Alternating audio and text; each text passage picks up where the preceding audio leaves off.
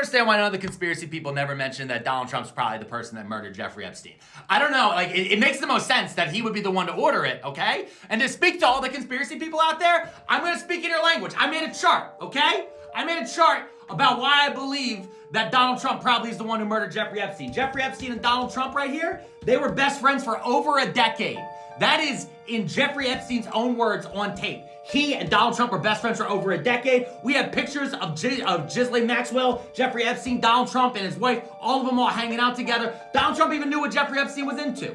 In an interview, years and years before Donald Trump ever even thought about being president, Jeffrey Epstein's name gets mentioned. Donald Trump says Jeff likes him young. So he knew the entire time. When Jeffrey Epstein got arrested back in 2005, he was taken to, he was given a sweetheart deal. He was given a Diddy deal where they only took him for solicitation. Who gave him that deal? Alex Acosta. Alex Acosta, after doing this deal, became Trump's Secretary of Labor in 2017. In 2019, Donald Trump was looking at getting a new attorney general. And Alex Acosta, they talked about maybe making him attorney general. But that's when it came out that he gave Jeffrey Epstein this sweetheart Diddy deal. And then Alex Acosta had to resign. Meanwhile, Donald Trump had to go find a new attorney general. Who'd he find? Bill Barr. Bill Barr knew Jeffrey Epstein because Bill Barr's dad worked closely with Jeffrey Epstein back in college and all this shit. It's all connected here, okay?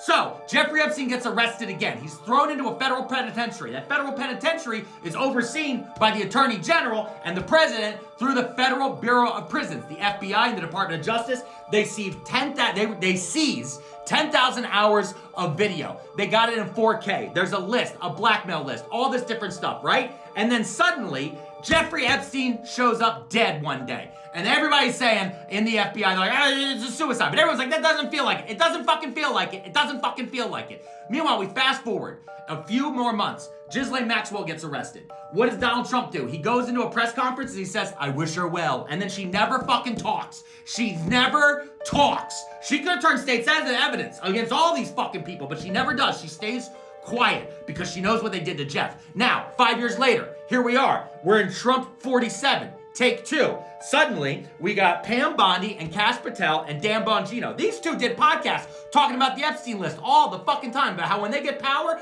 they're gonna release the Epstein list. Pam Bondi said the Epstein list was on her desk. She was waiting to clear it.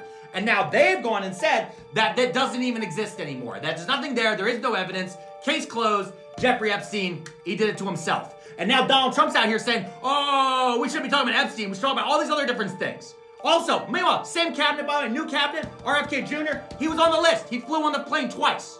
It's all connected. It's all connected.